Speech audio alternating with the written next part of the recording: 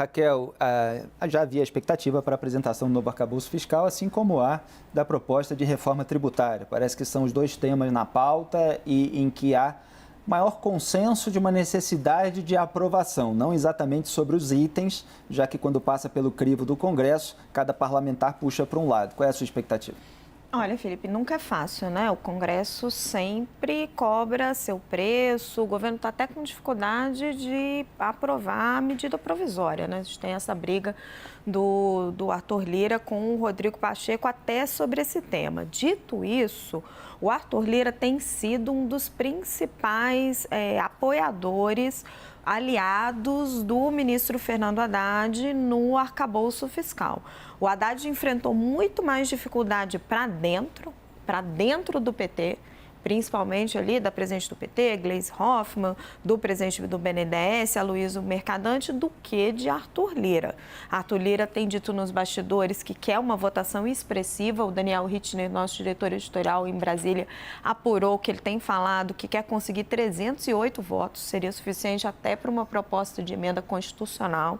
Então, assim, e o Haddad tem feito um trabalho delicado ali de mostrar para os líderes, de levar, deles serem informados antes, para evitar aqueles ruídos que teve, por exemplo, na MP do CARF, onde o Lira reclamou, fecharam um acordo e não me incluíram. Eu lembro muito dessa indignação dele. Agora tem sido feito ali quase que um beijamão, né? Tá toda hora o Gabriel Galípolo falando com o Lira e com o Pacheco o dia inteiro e com os líderes para trazê-los para dentro dessa proposta.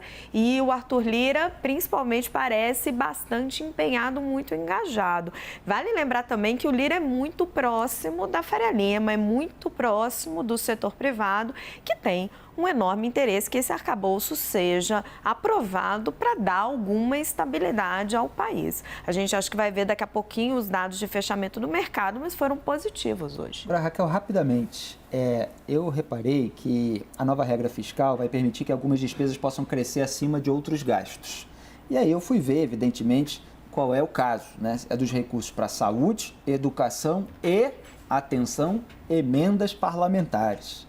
O que as emendas parlamentares estão fazendo aí? Isso é para agradar o Congresso Nacional? Felipe, isso não apareceu ali na regra, porque existe uma determinação constitucional de que as emendas parlamentares elas podem ser de até 1,2%, se não me engano, da arrecadação. Mas na apresentação do ministro, o que ficou excluído mesmo foi Fundeb, que é o Fundo Nacional da Educação, que isso já estava fora do teto de gastos, e o piso da enfermagem, que foi uma regra que foi criada nesse meio do caminho, bastante complicado que fique fora, mas está na Constituição. Quando você conversa com a equipe econômica, eles dizem que as emendas parlamentares também vai estar dentro desse critério. Os analistas estavam em dúvida sobre isso, porque já que tem vinculação constitucional das emendas parlamentares, elas também vão ficar de fora, mas a equipe do ministro está falando que não. Só trazer um bastidor saboroso aqui, na reunião com os líderes do Senado hoje de manhã, num momento ali de descontração,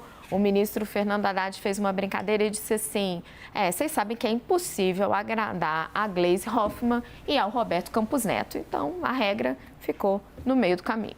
Hélio Beltrão, o que você destaca? Eu queria comentar a reação do mercado, né? Explicar por que diabo o mercado subiu hoje, etc. Primeira explicação é óbvio, a gente não tinha nenhuma âncora, nenhuma regra.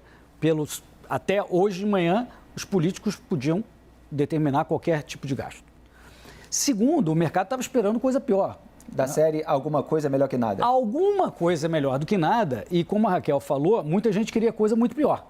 Então, o que essa regra, de fato, parece ter trazido o cenário extremo negativo foi descartado, e por isso o mercado sobe.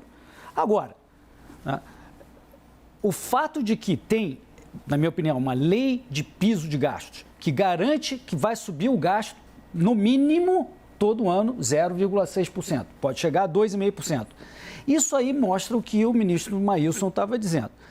Ele disse, o Brasil não quer endereçar as causas fundamentais dos seus problemas. Desde a Constituição de 88 até o teto de gastos, em 2016, a despesa crescia 6% ao ano. O teto de gastos, mal ou bem, obrigou essa reflexão, que Com o tempo, acabaram os políticos falaram, não gostamos dessa reflexão, porém, o gasto público reduziu significativamente em porcentagem do PIB.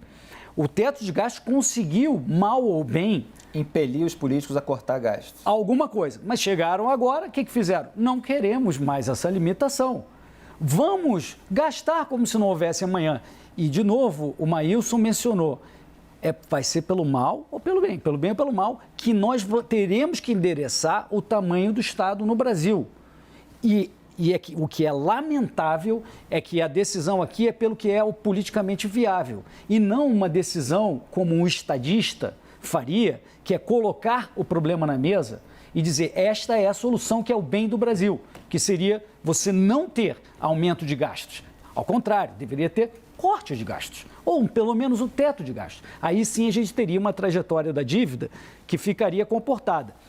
Por exemplo, o Maílson citou 3 cenários de que o PIB pode cair muito de repente. Ele citou uma calamidade mundial, uma crise mundial, uma calamidade de saúde, por exemplo, e de repente aparece um precatório.